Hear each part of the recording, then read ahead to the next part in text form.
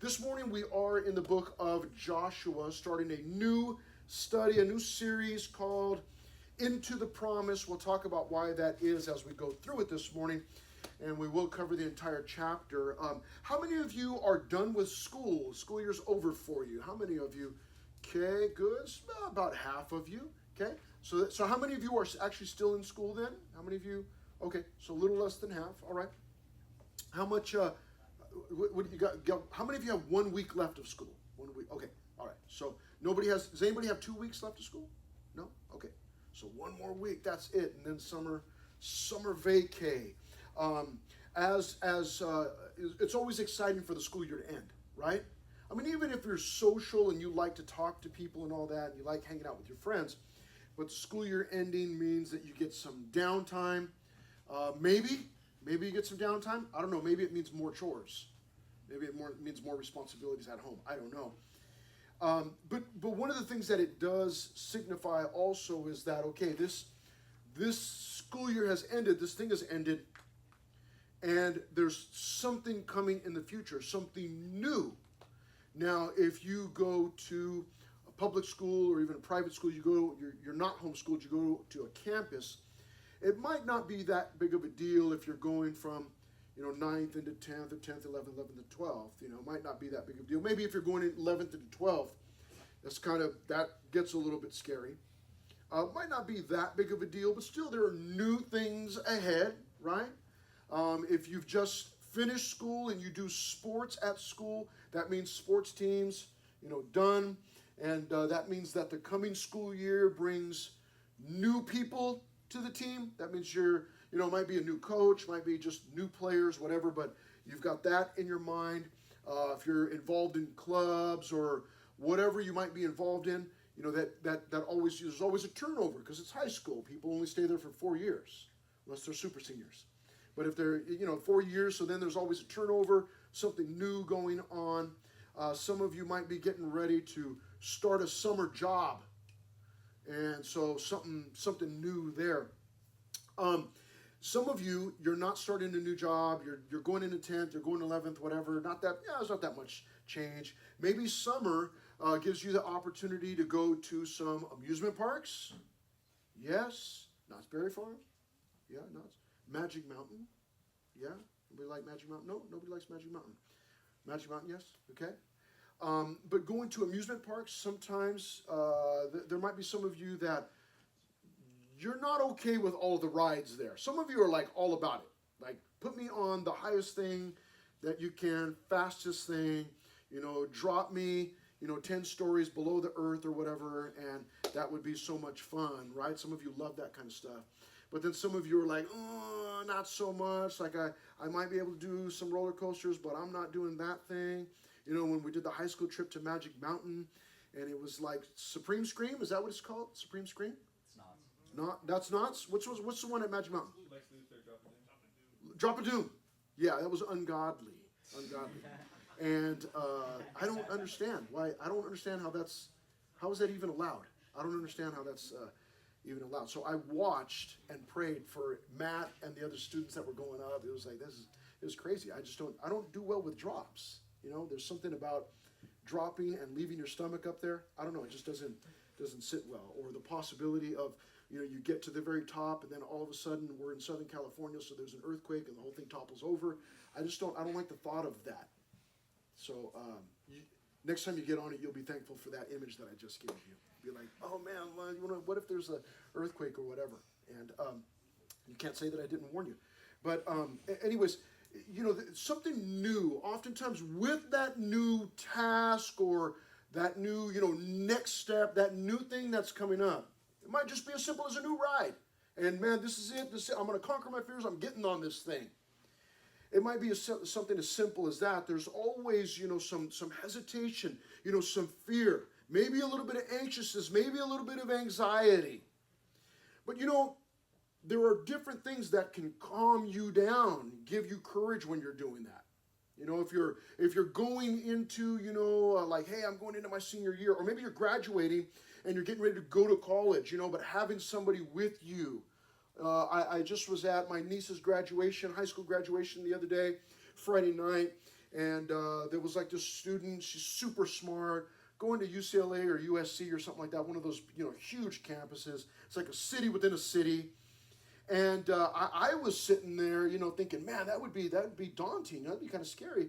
And then she mentioned that one of her classmates that was graduating with her was going with her and was going to be her roommate.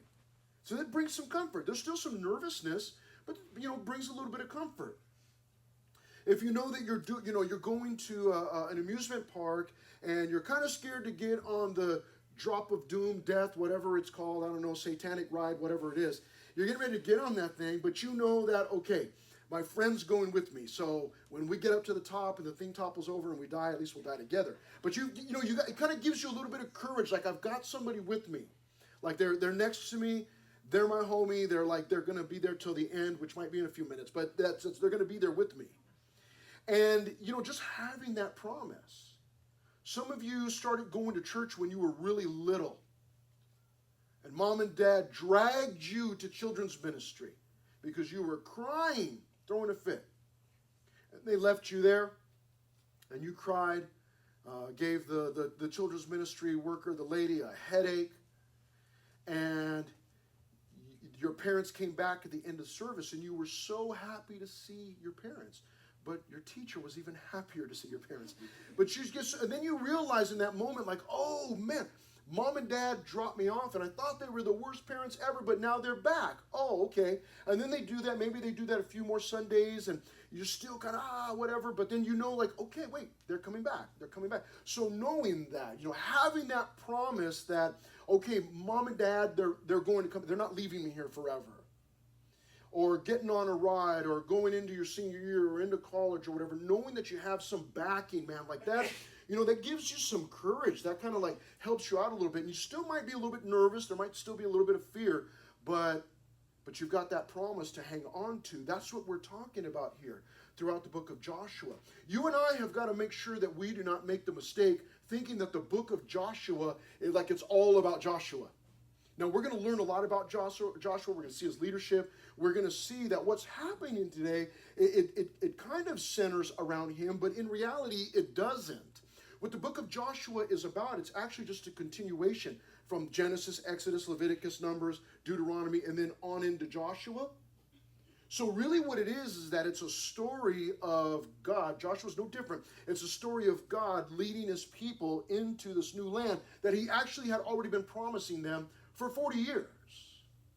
So the book of Joshua is not about Joshua and how great he is, how wonderful he is, and oh, he's such a fantastic leader. And he is. He's a great guy, seems to be a great leader. He'll do some wonderful things. He'll also make some mistakes early on. But what it's about is it's about God keeping his promise. And when you and I understand that, oh, God promised me something, then it allows us to move with a little more freedom. There may still be some hesitation, a little bit of fear, some anxiousness, a little bit of worry, because we're human beings. God knows that. But when we have that promise from God, man, it allows us to, like, you know what, I can walk a little bit easier. This task ahead of me got a little bit easier because I know that God is for me. And so that's what we're going to be learning through these pages. Now, I've broken the first chapter up this way, if you're taking notes. Verses 1 to 9, we are going to see, now this is all about being called to different things. And there's three different groups of people going on here. The first one is just Joshua, and he was called to faith in verses 1 to 9. He was called to exercise his faith, okay? In the second group, verses 10 and 11, it's a short one, we'll get through it quick. We see that the people, the children of Israel, are called to exercise their faith by following Joshua. So we'll talk about that. And then in verses 12 to 18, to finish off our time together, we see that there's a certain group, these 2.5 tribes, that are called to exercise their faith by fulfilling a promise that they had made to Moses. And of course, Moses is no longer. In fact, as you and I begin to read in verse 1, we're reminded of that reality right away. It says in verse 1, after the death of Moses, the servant of the Lord. Now, that's quite a title. And if you got to follow, following somebody's footsteps, it's great to learn from somebody that holds that title, servant of the Lord. But when you have to take over for them, now that's a little bit different. Last weekend or the weekend before, I can't remember now. It's all a blur. I spoke at a youth conference, and I showed up. I wasn't there for the whole thing, so I showed up. Anyways, when I showed up, the speaker that was before me, that was supposed to be done, was actually still teaching. And I walk in, and this cat is wearing like this full-on like kung fu, karate, feng shui kind of outfit or something. And he's just got his gi, man. And he was like, and then he had like a belt, and he had like these nunchucks on there, and he had like a sword and a shield, and he had all kinds of stuff. And it was like, dude. And I told the guy, my friend, the youth pastor that asked me to come and teach, I was like, seriously? I said, man, you call me to come and teach?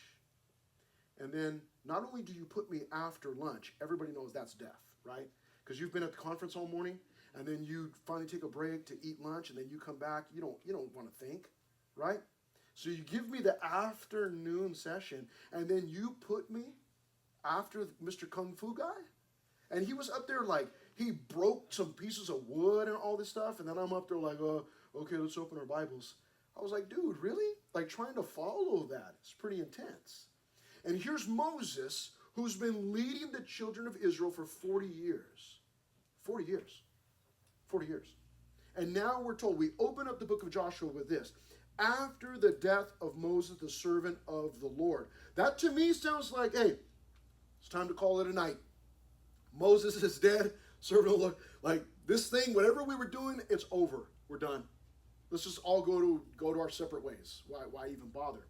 But that cannot happen, because though God's servant may die, God's work continues. And it says that after the death of Moses, the servant of the Lord. What a title, by the way. I mean, there's no greater title than that. You can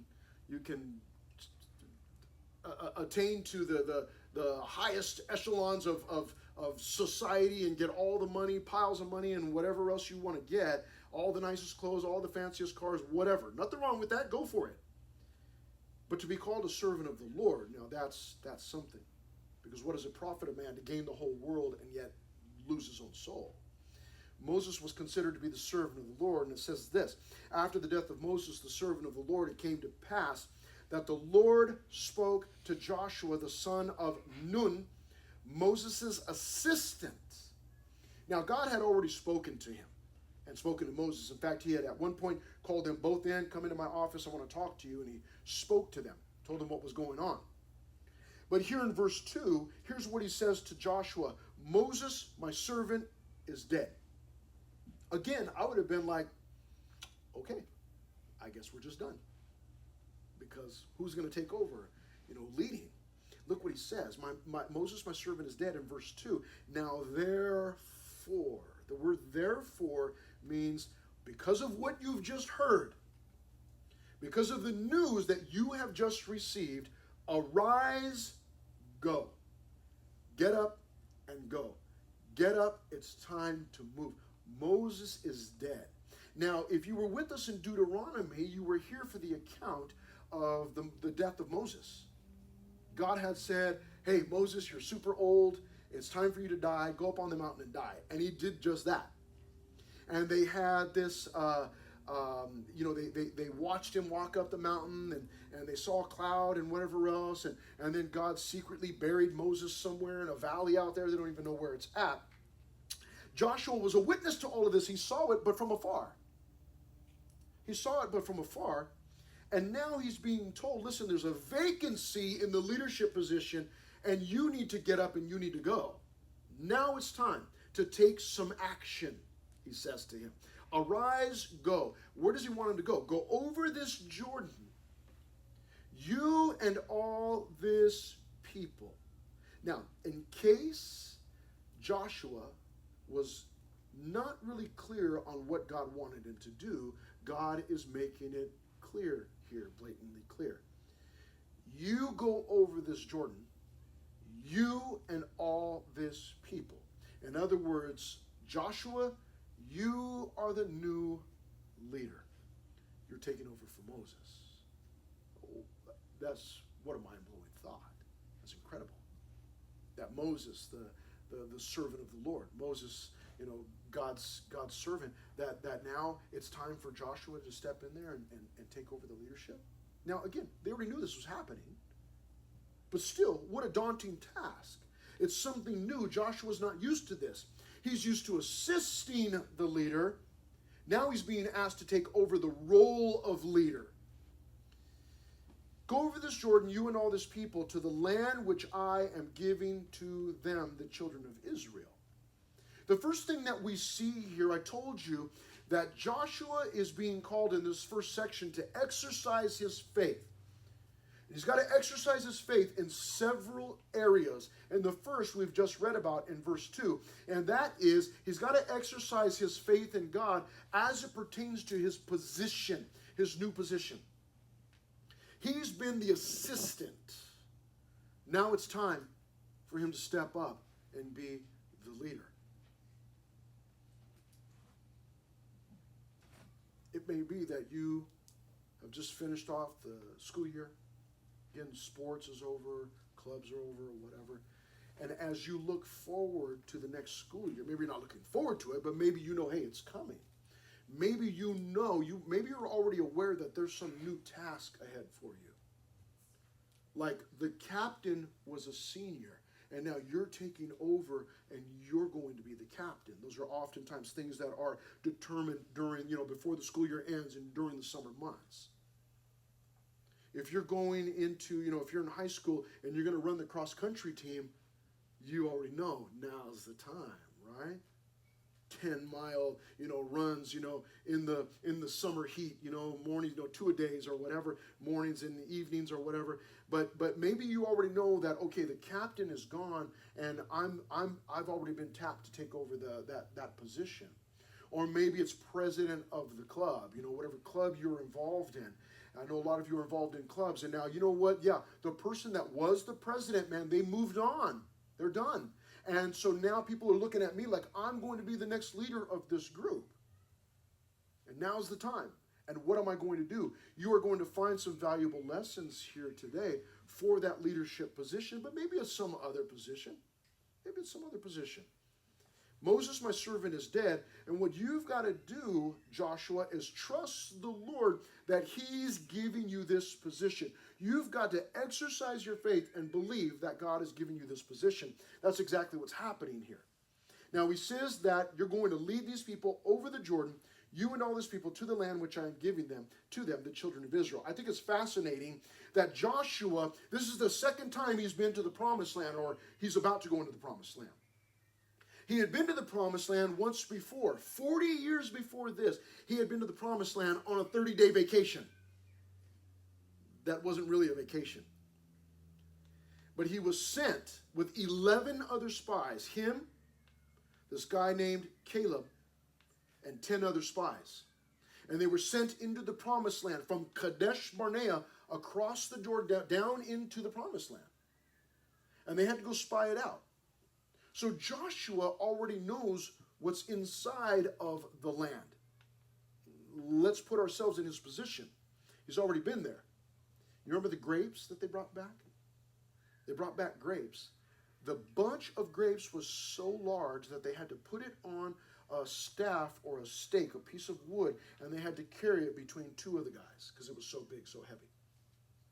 Grape juice for weeks.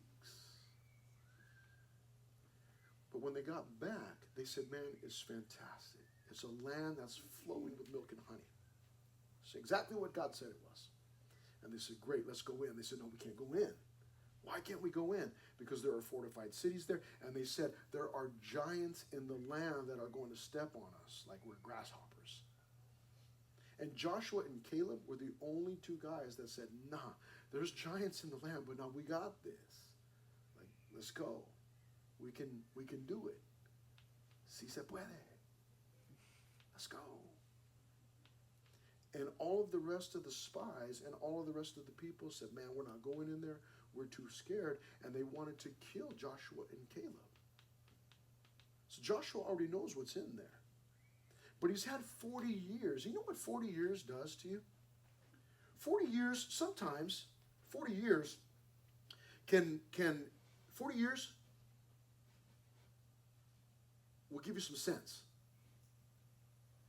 You know what's, you're not going to believe what I'm about to tell you. But I have pictures to prove it. I used to be young. I used to be a teenager, okay?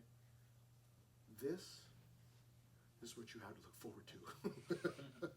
Just to bless your Sunday. 40 years can give you some sense. But you know what else 40 years can do? 40 years can build into you some fear also. As you start to see the world and you go, oh man, this is, and you start to realize how serious this life is and how fast it is, you can oftentimes become fearful about things. And it would seem to me that Joshua, I don't know this for sure, I'll tell you why as we go through it, but I think Joshua over the last 40 years may have become a little fearful. We'll talk about that. But he's already been to the promised land. And now God's saying, nah, it's time for you to go back. And this time, you're not going with 11 spies. This time, you're going to lead all of these people across the Jordan. That's different. That's different. When you're going and you're like leading a little group, maybe. But now you want me to lead the whole group? Like, I don't know. But he tells him, get up. It's time to go. Moses is dead. And you got to take his position. And Joshua had to trust him for that, had to exercise his faith. There's another thing here. Here's the second thing that Joshua had to trust him for. In verses 3 and 4, he had to trust him for his power. He had to trust him for his power. Here's what God says to him. Every place that the sole of your foot will tread upon, I have given you, as I said to Moses. This is an incredible promise. Every place that the sole of your foot will tread upon, I have given you. You understand what he's saying to Joshua? Everywhere that you go. Now he's going to give him, you'll see here in verse 4, in fact, let's read it. From the wilderness and this Lebanon, as far as the great river, the river Euphrates, all the land of the Hittites, and to the great sea toward the going down of the sun shall be your territory. Now you can fact check me. I didn't make this up. Get yourself a Bible, read it for yourself. And then you pull up a map and look at the borders. He gave him parameters. You can look it up for yourself. I'm not trying to brainwash you. You can look at it for yourself. And what you will notice is that that land that he's telling him to take and possess is land that two armies are currently fighting over right now at this moment as you and I speak. And it didn't begin on October 7th. It began a long time before that. October 7th was the most recent. But you can fight and you can argue, you can get mad at me, you can scream, you can yell, you can cuss at me, you can hate me, whatever. I didn't make this up. This is what God is saying to his people. You go look at the borders and then you'll go, oh, wait a minute. These are the borders right here. So God evidently gave them all of this land that's within these borders. It'll blow your mind. That's a different study for a different time. Look what he says in verse 3. Every place that the sole of your foot will tread upon, I have given you. Now, there's a lot here.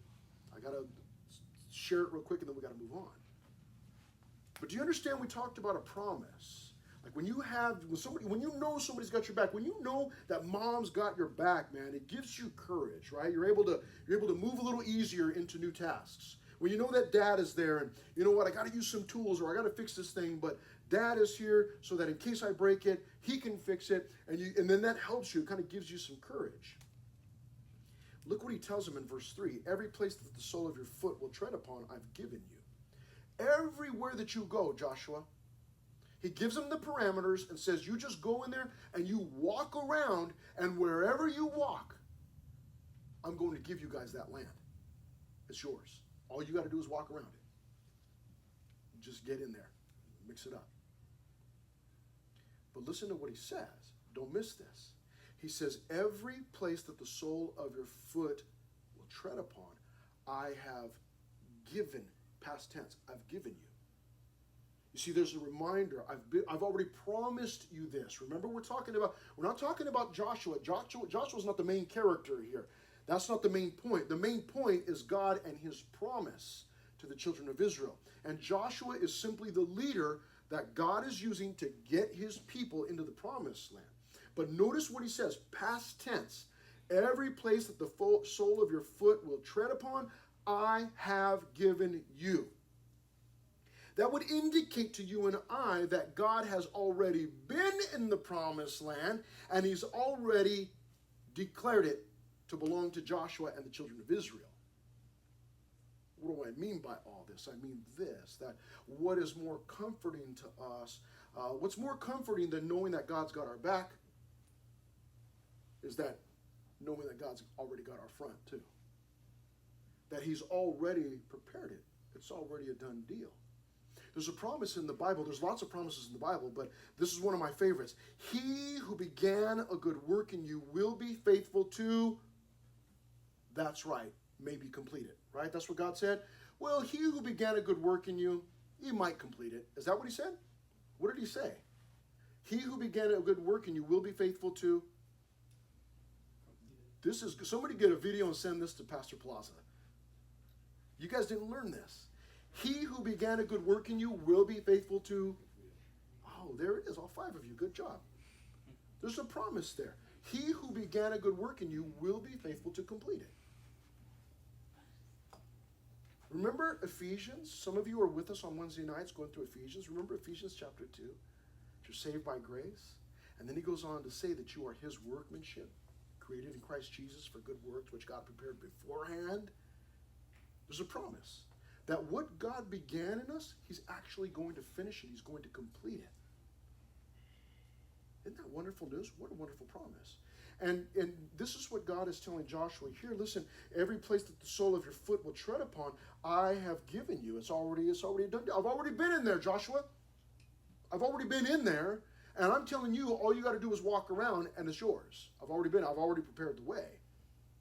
What a wonderful promise. So he's got to trust God for his power. In verses 5 and 6, we see the next thing that is going to stretch Joshua's faith, and it is in the area of protection. This is a big one. Verse 5, no man shall be able to stand before you all the days of your life. As I was with Moses, so I will be with you. Now, he's already given him some promises, but here's another one. No man shall be able to stand before you all the days of your life. What does that mean? It means that Joshua was going to be invincible so long as God was with him, and God was going to be with him all the days of his life. Now, same thing is true for you and I. Be careful. Same thing is true for you and I. You and I are invincible so long as we're doing what God wants to do. We're his. What does that mean? Does that mean I should travel to beautiful Los Angeles or down to San Diego and go find the tallest skyscraper that I can and let me jump off or let me hang off the edge and somebody get a picture and let me, because I'm invincible? Is that what that means? No. I'd not test the Lord that way. Because if I go hanging off the side of a building and my fingers slip, then it probably was my time to go. But what he's telling him, what he's promising him is this, that wherever you go, wherever you go, there's not going to be anybody that can stand against you. I've got a task chosen for you. You're doing this task, and no one can come against you while you're doing that. No man shall be able to stand before you all the days of your life. And we will see the death of Joshua in this book, but it won't be till the end, till he's done with the task. And then listen to what he tells him. As I was with Moses, so I will be with you. The same way that I took care of Moses, I'm going to take care of you. I will not leave you nor forsake you. I'm not going to leave you, Joshua. Now, the language, it starts to cause me to think. I do not know this for certain. It's just my guess. So just keep in mind, I'm telling you that I'm assuming this, and I may be completely wrong. But my assumption is that Joshua was scared. You see what he says? No man shall be able to stand before you all the days of your life. As I was with Moses, so I will be with you. I will not leave you nor forsake you. Don't worry. I'm not going anywhere. I'm not going anywhere. I'm going to be here with you. So I'm wondering if Joshua was hesitant, saying, man, it's been a lot of years since I was in the promised land. And when I went in there, I wasn't leading people. Now I'm going back and I got to lead all of these people, and I'm not sure that I'm up to the task. And God says, listen, I'm going to be your protection. Nobody's going to be able to stand against you. Nobody. Nobody will be able to take your life. You'll be in the center of all that I'm doing. I will not leave you nor forsake you. That's a wonderful promise, isn't it? Wonderful promise. When you know that, man, mom and dad, like, they got my back. I know that some of you right now, again, believe it or not, I used to be a teenager. And I know that some of you right now at this point in your lives, you're not really interested in mom and dad. Because, they're mom and dad. Some of you are tight with your parents, wonderful. But some of you are like, whatever. But here's what I've learned after being a dad for a lot of years. And again, I've got 4 kids. Here's what I've learned. I've learned that when my kids know that mom and dad are always going to be there for them, sometimes that causes them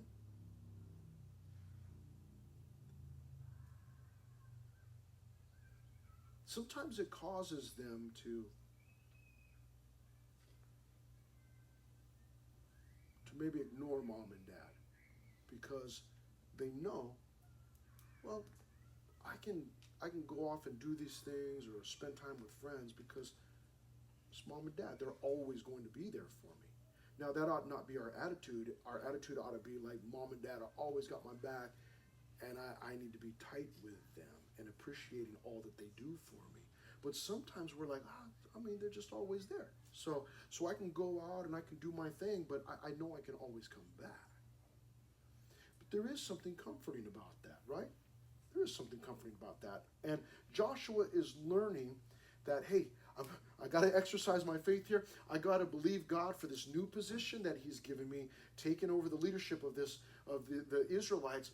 I've got to trust God for my power. Like, I can't just go in there and just think I'm going to do this on my own. I've got to trust God for it's got to be his power, not mine. But I've also got to trust God for protection. That's a big one. That's a big one.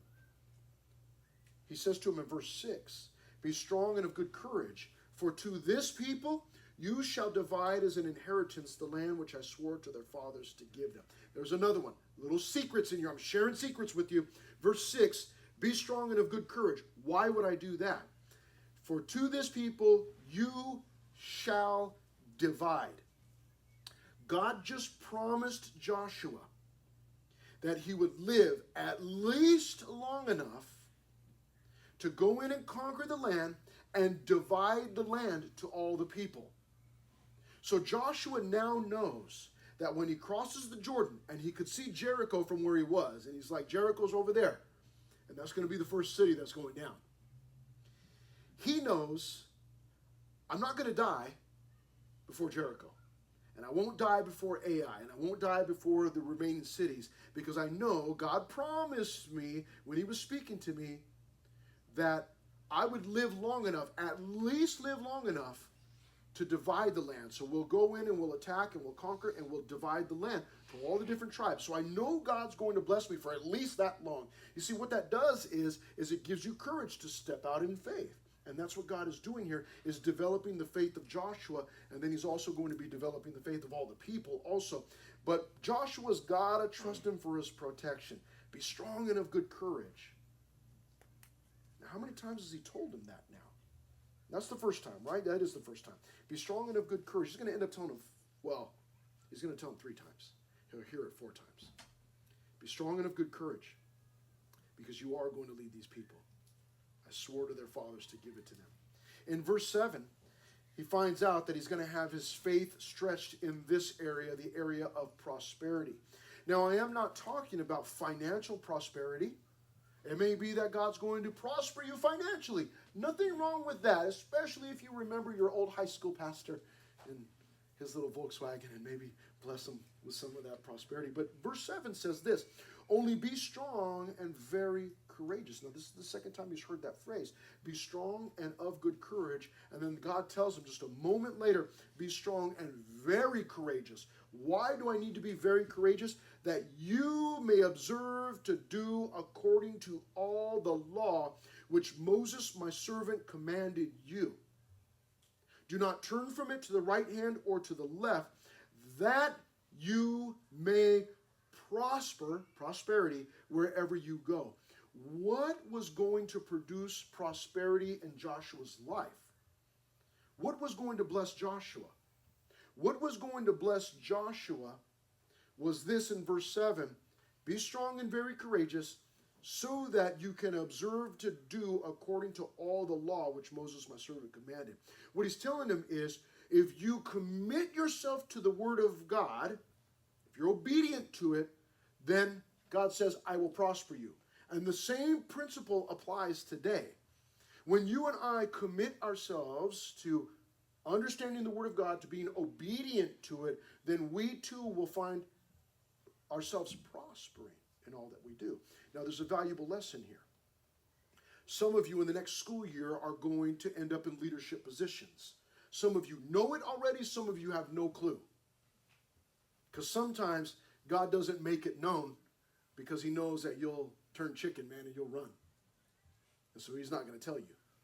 But it's going to happen, and you're going to find yourself in some leadership position. Here's what you need to know about leadership. A good leader can only be a good leader when he or she is a good follower. When he or she is a good follower of God, God's word, and you're committed to God's word. You can't be a good leader unless you're a good follower, at least in God's economy, the way that God does things. You cannot be a good leader unless you're a good follower. God doesn't just automatically grab people and just throw them in leadership positions. There's always development going on. Research and development, there's always development going on. We don't see it. Somebody comes into leadership, maybe we don't see the process, but God's got a process. And you need to know that you cannot be a leader, a good leader, unless you're a good follower. As you head back into school next year, or into sports, or into clubs, or into whatever it is that you got going on, unless you're a good follower, unless you're committed to God's word and obedient to it and doing your best to live it out, then you're not going to be a good leader. You're not going to understand good leadership. You're not going to understand the principles. He tells him, you want to prosper? You want to be a good leader, Joshua? Then you need to commit yourself to knowing my word. That's what he's telling them there. Observe to do according to all the law which Moses, my servant, commanded you. Do what Moses told you in the word. Verse 8, he goes on, this book of the law, that's the word of God, shall not depart from your mouth, but you shall meditate in it day and night, that you may observe to do according to all that is written in it. Here's what I have observed. I'm telling you, I'm sharing with you what I have observed over the last 25, 28 years of being in ministry. Here's what I observed. I've seen lots of students over the years. Lots and lots of students over the years. What I have observed is that those few students who commit themselves to knowing God's word and being obedient to it are the ones that I have seen prosper in everything that they do. Now, maybe not financially, I don't know, but they're the ones that I have seen prosper. And the larger group of students that have not committed themselves to the word of God because they know better or whatever is going through their minds, are the ones that I see struggle year after year after year. And some of them disappear off the face of the earth, and I don't know what happened to them. And some of them end up coming back and going, oh man, I thought I knew better. I went out there and I got beat up, and now I'm back. Some of them actually return. Very few of them return, I should say. But I have seen them return.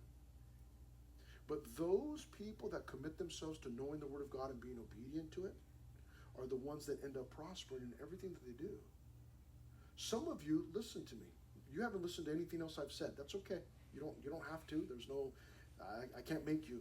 But let me just share something with you right now, and then you can go back to sleep. Some of you are not. You're like, nah, I don't really need the Word of God. I'm gonna do my own thing. I'm telling you, you're gonna fight for the rest of your life. You're gonna be struggling for the rest of your life. Because you thought that you knew better than your parents. The Bible's whatever. Christianity, church. The Bible. That's old, archaic, ancient. I don't need that. And you've decided in your mind that, no, I'm gonna be like Frank Sinatra, baby. I'm gonna do it my way. And you're gonna do your own thing, and you're gonna struggle for the rest of your life. As long as you live in disobedience to God's word, you're gonna struggle. You can go back to sleep. Verse 8, this book of the law shall not depart from your mouth, but you shall meditate in it day and night, that you may observe to do according to all that is written in it.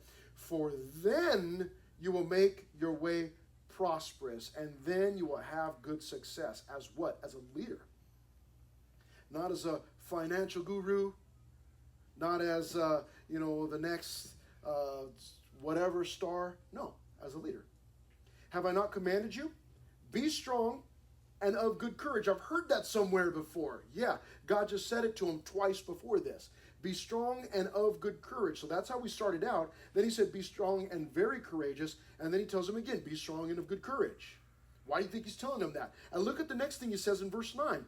Do not be afraid nor dismayed, for the Lord your God is with you wherever you go.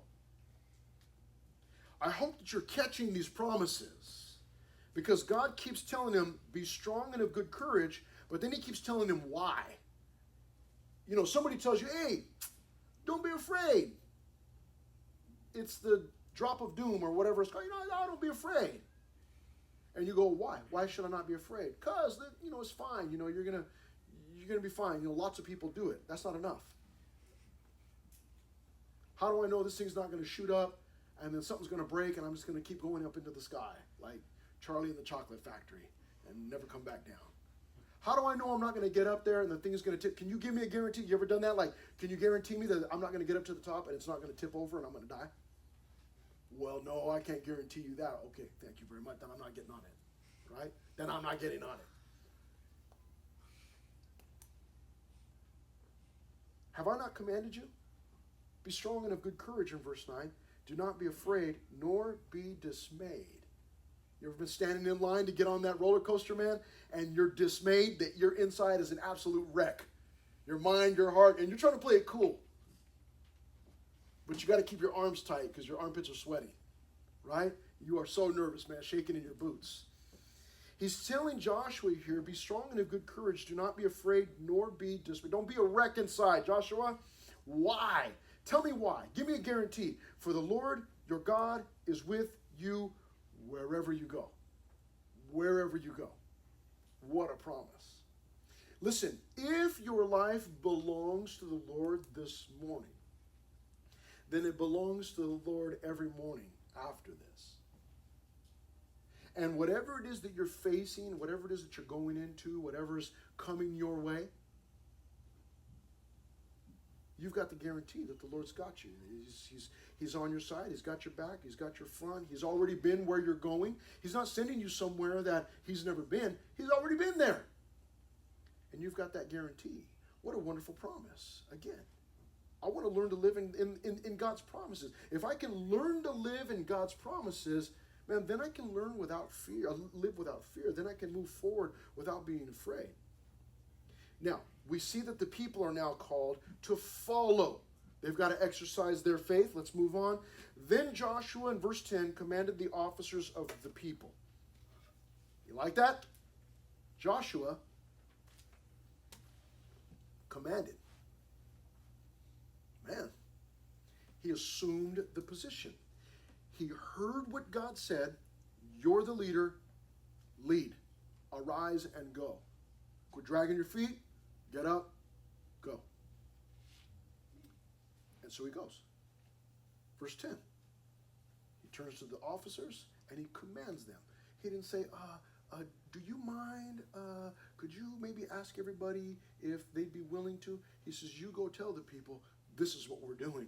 Joshua commanded the officers of the people, saying, pass through the camp and command the people, saying, prepare provisions for yourselves, for within 3 days you will cross over this Jordan. It's not maybe. It's not a might. It's not an if. There are no conditions. You're going across this Jordan. I'm going, you're following me. To go in and to possess the land which the Lord your God is giving you to possess. It's right there. We're going to cross this Jordan and we're going in. So the people now had to exercise their faith, and I don't have any other points in this in case you're a note taker and you're wondering any more points.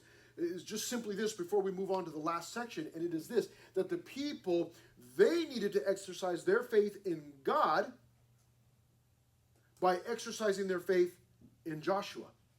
They weren't just trusting Joshua with their lives. They were trusting Joshua for his leadership because they knew that God had called him to be the leader.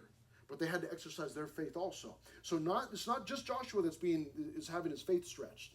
It's the people also. We move into the third and final section, which is, we see now there's these 2.5 tribes that are called to fulfill a promise that they had previously made. So now these people are having to exercise their faith also. In verses 12 through 15, the promise is recalled. He says, okay, you got to remember what we talked about. And the Reubenites, the Gadites, and the half-tribe of Manasseh, and to the Reubenites, the Gadites, and the half-tribe of Manasseh, Joshua spoke to them. Now, in case you don't know, you're like, who is Reuben and Gad and Manasseh? These are tribes. It had been previously, they requested this. They wanted land not in the promised land. They wanted to stay east of the Jordan, where they're at right now. And at first Moses was like, you are outside of your mind. You're not doing that. You're going to get us killed by God. And then God was like, no. Let them stay there.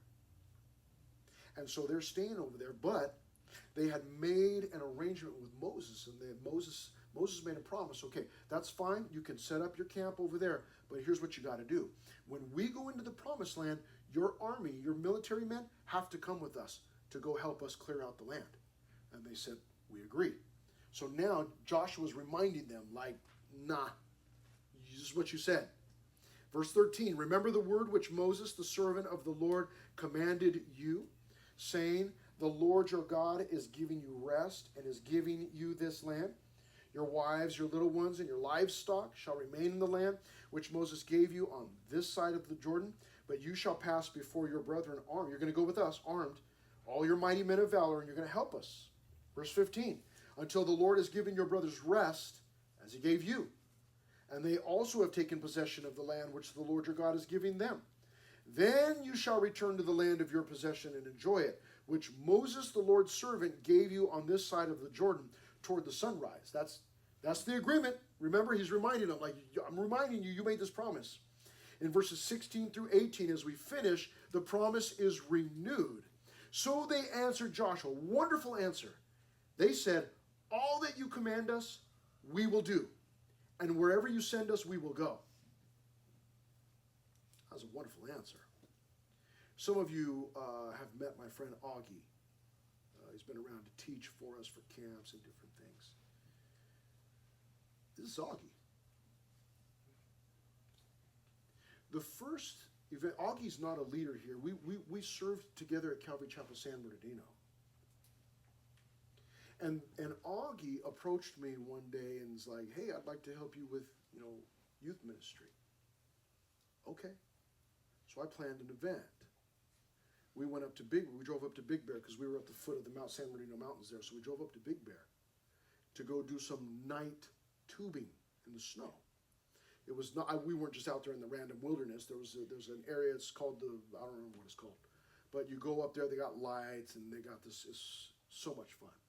And we're flatlanders, man. We're not mountain people. We're flatlanders.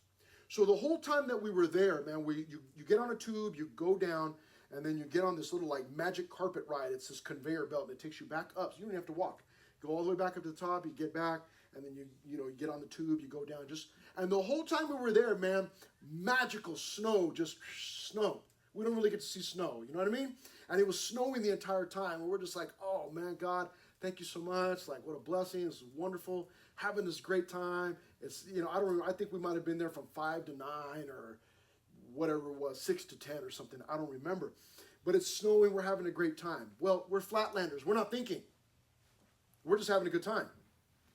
The place shuts down. We go out to the parking lot. The parking lot is completely covered in snow. And our vans are parked out there. And now, not only is the place covered in snow, but that means that we've got to drive in snow. We had chains. We get the chains put on the vans. And we're trying to make our way down, man, and the road is just like, we had chains, but we had some big, and we're just like all over the place. We ended up getting stuck in Big Bear overnight. It was crazy. We were all over the place trying to find a hotel to stay in. There was nothing open. It was snow season, ski season. Everybody was there. There was nowhere to stay. The middle of the night, man, I don't remember if it was 1 in the morning, 2 in the morning. We pulled into the Salvation Army Christian camp up there, and we pull in looking for a place we could barely drive. We pull into the parking lot. 1, 2 o'clock in the morning. It's like what are we doing here? And then all of a sudden, out there, like, you see somebody walking through the snow. Middle of the night, they're walking through the camp. I jump out. Hey! They come over. Yeah, what's up?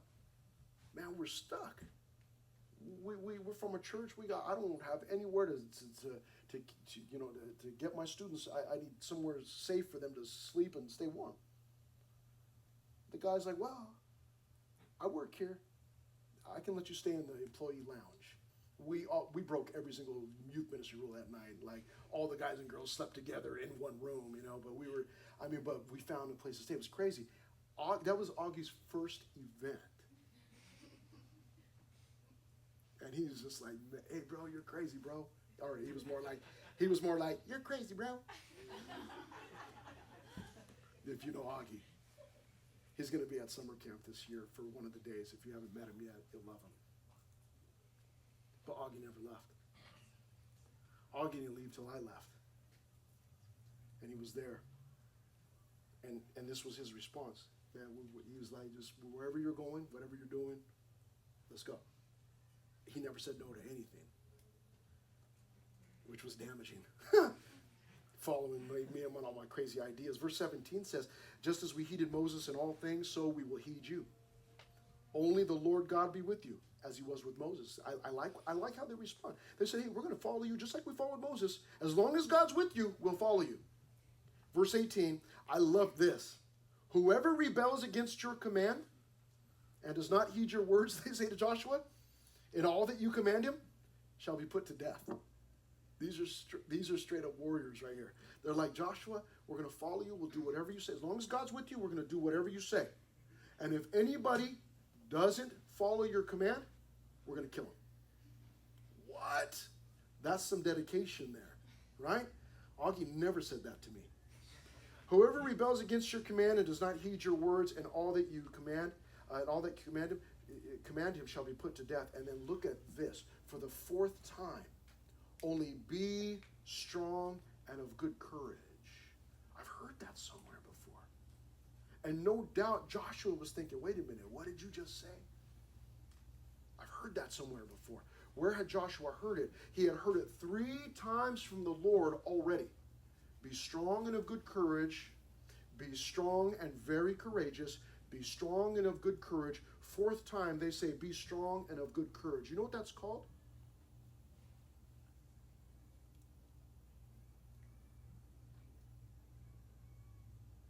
That's God reminding you, I made you a promise, told you to do something, called confirmation.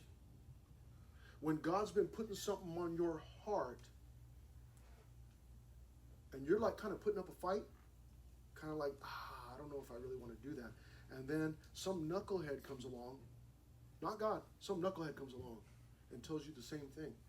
And then you're like, man, confirmation. That's God speaking to my heart.